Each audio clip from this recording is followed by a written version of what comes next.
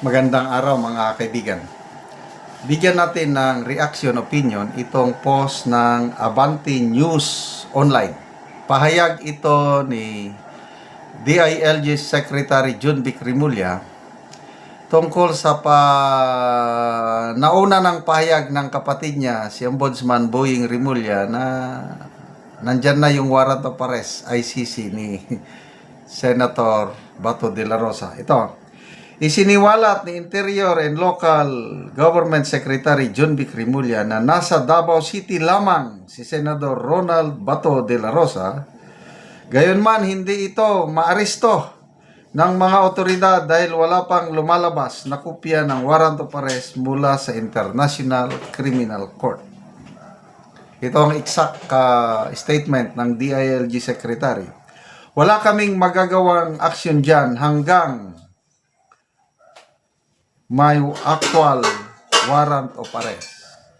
Wala pa naman, pa akong nakikita. Haka lang. Yan na. So, palpal na si Kuya. Dahil, anong buwan nun? October pa ata? Or September? Ilang buwan na? October, November, December, January. 4 months na. Bakit wala pa? Sabi naman ni Ombudsman Rimulya, be patient. Yeah. Maghintay lang kayo, it's a process. Everything is a process. Sige. Process man kaya, di hintayin natin kailan lalabas. Kung meron. Ito, basahin natin ang article. Ito yung article ng Abante. Bato de la Rosa lagalag sa Davao pero dihens maaresto. Ano pa?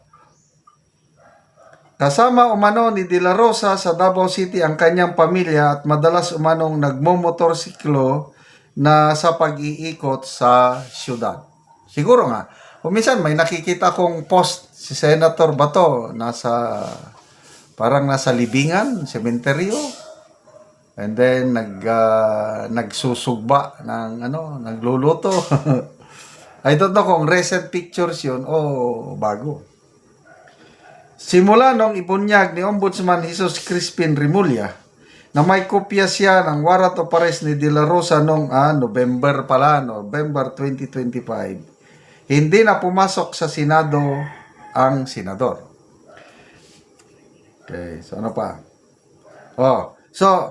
Ano ang epekto nitong hindi pagpasok sa opisina si Senator Bato? Matatanggal ba siya bilang senador?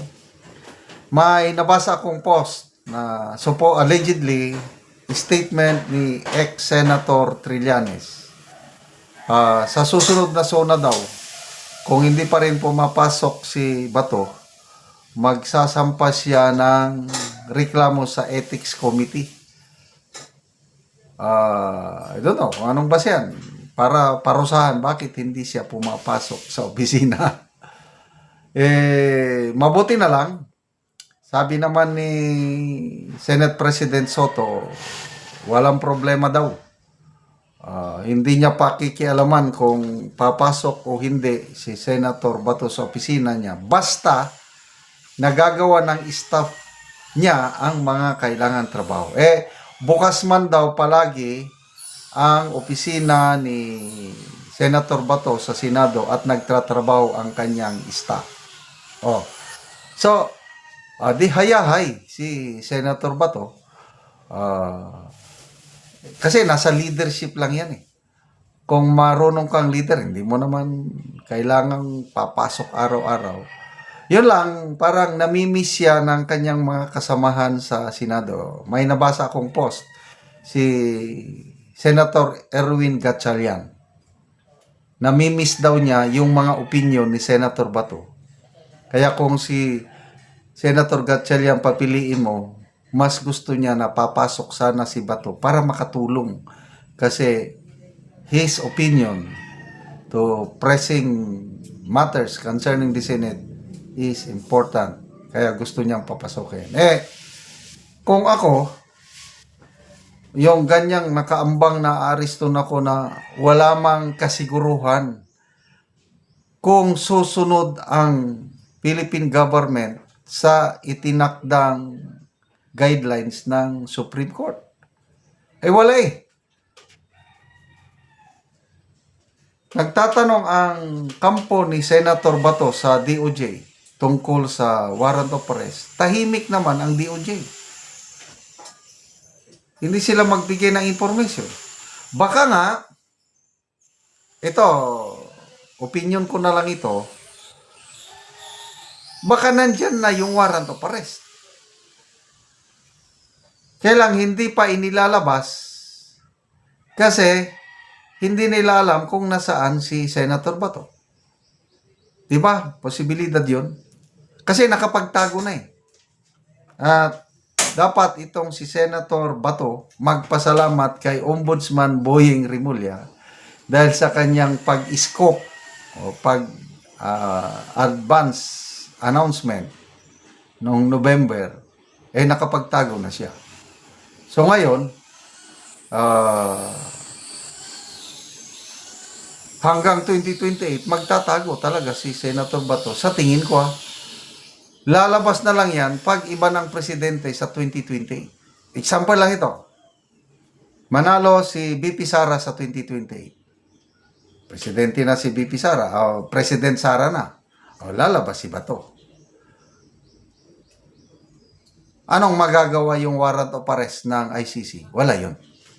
Pag hindi makipag-cooperate ang state, example, Philippine government, useless yun. Example, sa Russia.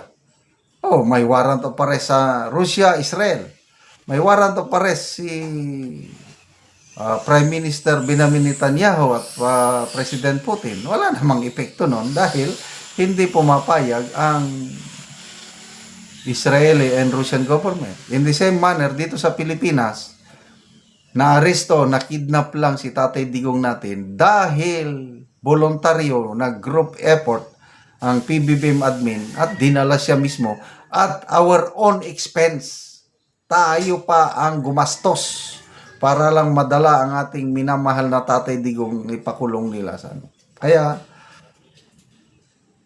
good luck, Senator Bato, sa iyong pagtatago. Sana manalo na si BP Sara sa 2028 para makalabas ka na. Salamat mga kaibigan sa inyong pagsubaybay sa ating channel. Nakakatulong kayo ng malaki sa tribong Talandig ng Bukidnon dahil ang sweldo natin sa channel na ito is pantulong po sa tribo. Namimigay tayo ng libreng yero at pako para makapagpatayo sila ng mas maayos na tirahan. Panoorin niyo ang video na ito. Na manang kita inuno kwanta atat eh. Hari kita ba nang inon?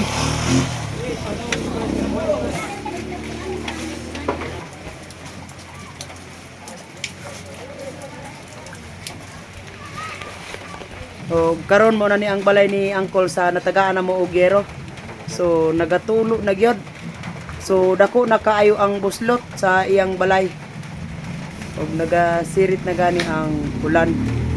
Kay nagaulan karon, apan excited kayo si Uncle nga nikuha sa gitabang sa iyaha nga yero. So, gabok na gid kayo. So, basa na gani kayo ang ilang salog. Dinonang ko kayo para ba. Yapot. Gusto kan din na. O karon Col, pila na ni katuig ang imong atop Col nga yero? Kuan eh. 30 na ni katuig. 30 na katuig. Oh. So sa 30 na katuig ingani na gid ang itsura og kadako sa buslot sa imong atop. Oh, nga ni kay nangab kuan naman eh. Nangab tanan naman ni nabuslot. Tuloy na. Nga panday na kuan.